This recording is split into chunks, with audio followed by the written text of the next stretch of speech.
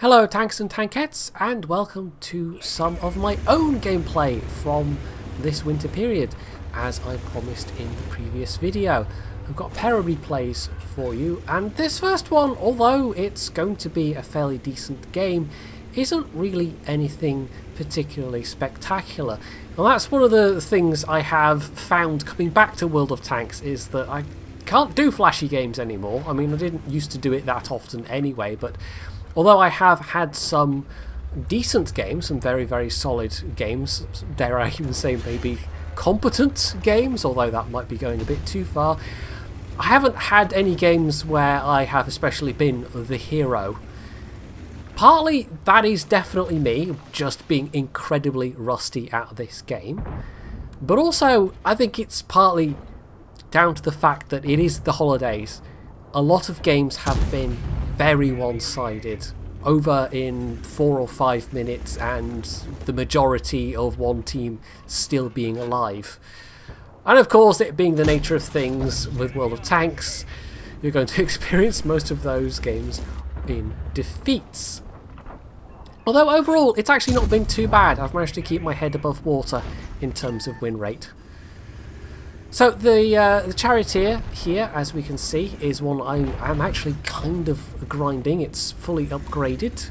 I've got the very good top gun that you get with it.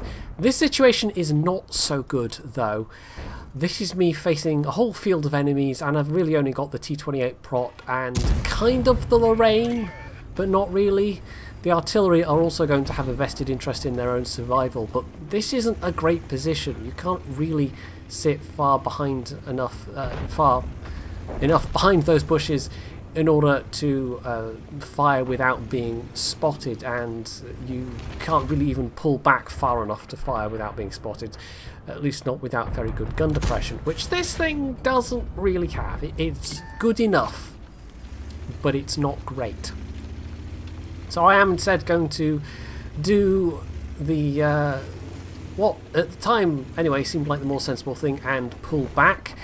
There is an argument perhaps to be made for me sticking it out and trying to spot and hoping artillery nails the things I was spotting, but it's a Charioteer. It's not going to last very long under fire. And I know there are still multiple enemy tanks around there, so I didn't really fancy it. And at the point where I started backing off, the T28 Prot, who was never particularly committed to begin with, also backed off, so yeah, I definitely wasn't going to stick around for this. I maybe should have pinged the minimap to get our RT to start trying to move as well. They're now defended by nobody at all, but in artillery on this map, you're probably just praying for the end to come sooner rather than later anyway. I did mention I've been grinding this. It's actually a very long-term project of mine to get the Technical Engineer badge for the British Tech Tree, which basically means having researched and unlocked every vehicle. Well, that means the same thing. Having researched every vehicle on the Tech Tree. And I nearly got there at the point where they introduced the turreted tank destroyers. And if I'd been playing the game with any regularity, I would have done this long, long ago. But as it is, it's only just now, with all the bonuses I've been getting from doing the winter stuff in my EU account. I've played on my NA account a little bit as well, but it's mostly been EU. I've nearly finished the grind for the Conway at this point, and I will even have the credits to buy the Conway. But I think the process from me grinding the Conway to the FV is probably going to take a lot longer.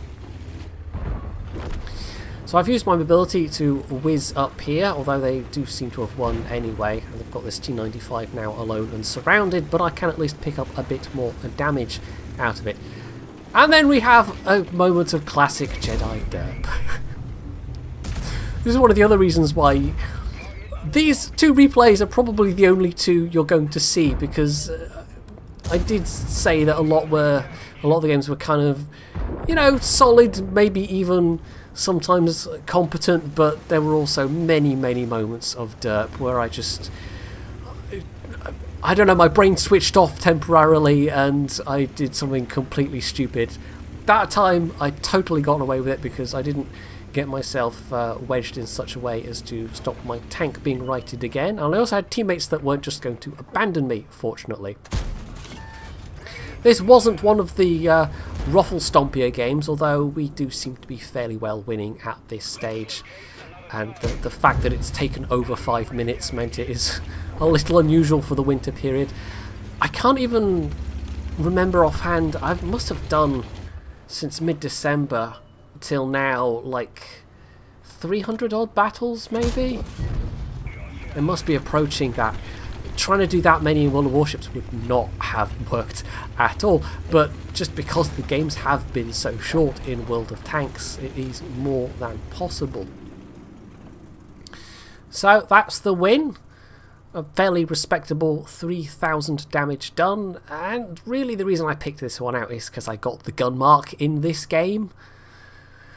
But it was otherwise, aside from the moment of derp, not a bad game overall. And in fact I am going to be, I think, second place. Yeah, there we go, second place on the team list with just under, well, not even just under, you can't really say just over 900 or just under 1,000. It's slightly awkwardly in between there, but anyway, I was in second place with a decent amount of damage done, and because of the bonuses especially, making credits at the moment is certainly not hard, although that has had the downside of there being so much more premium spam around. The amount of premium spam, especially at the high tiers, has been completely unreal.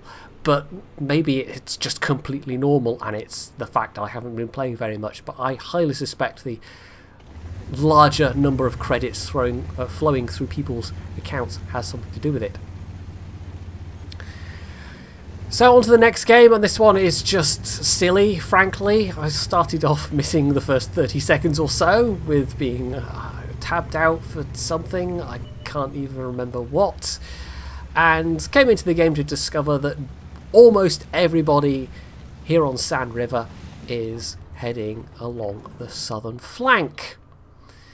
And I could try and join them, although the Super Conqueror is not the fastest machine in the world by any stretch of the imagination.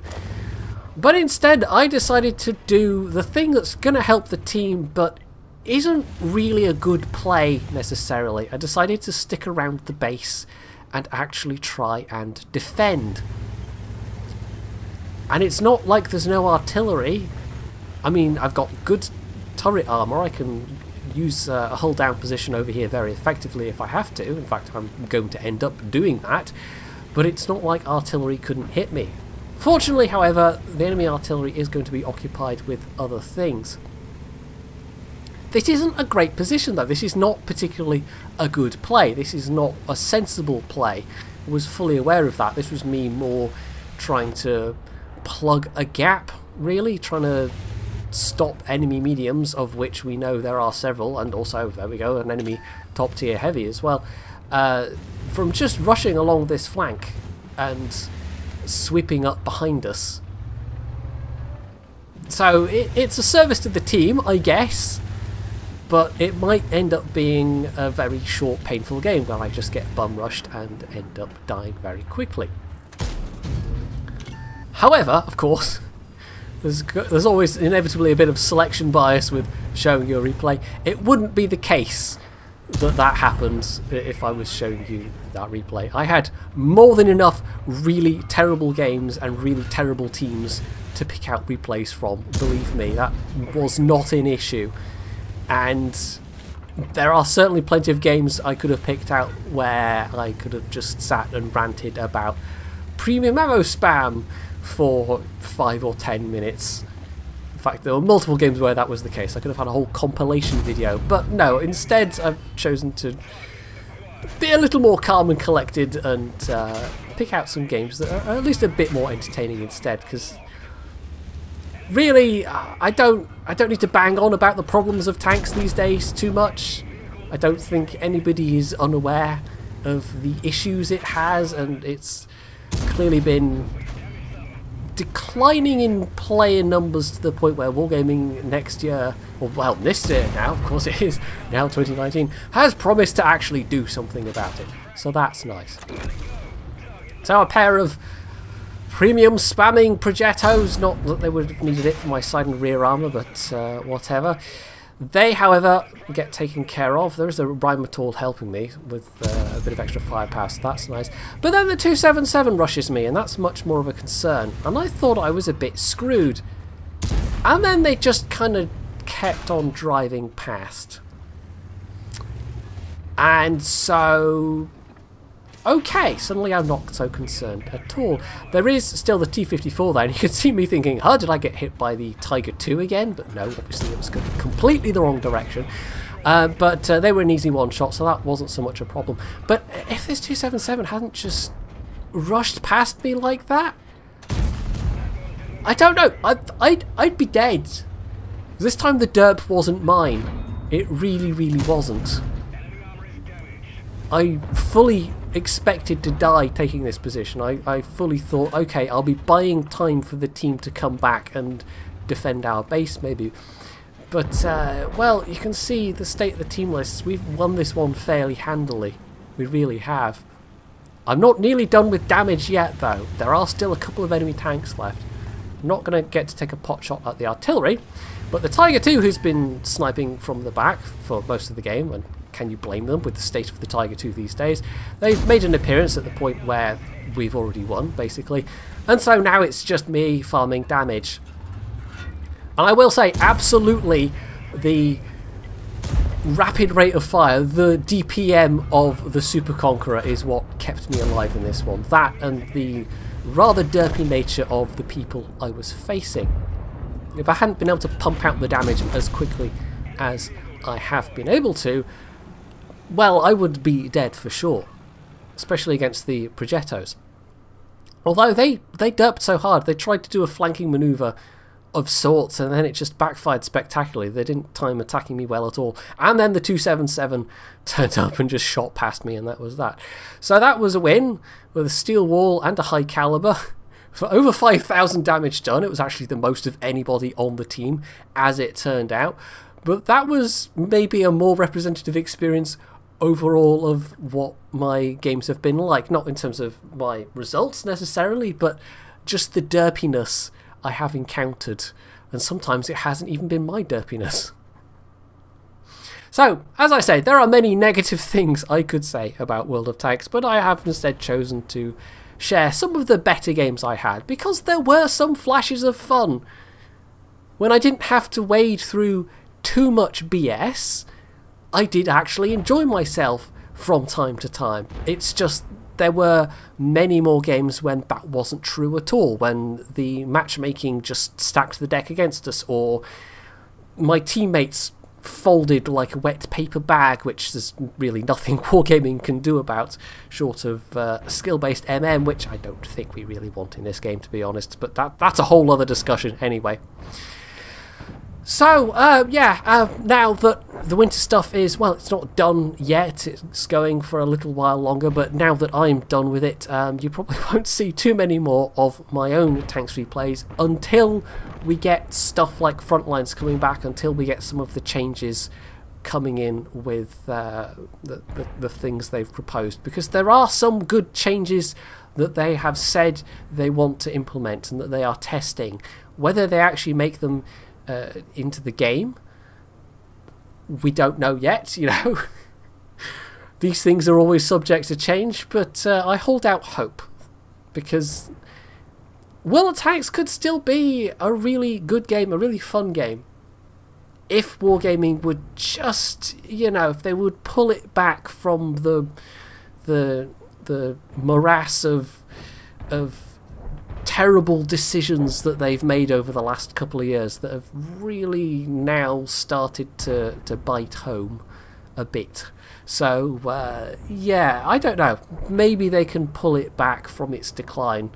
I really hope they can. And even if they don't, even if they just stabilise the game, well, of course, it's still got a large enough player base to be going for many years yet, I'm sure. Anyway, that's enough waffling. That's more than enough waffling. Hopefully you enjoyed this video, and if you did, you can do all the usual things down underneath it. And of course, as always, stay tuned for more.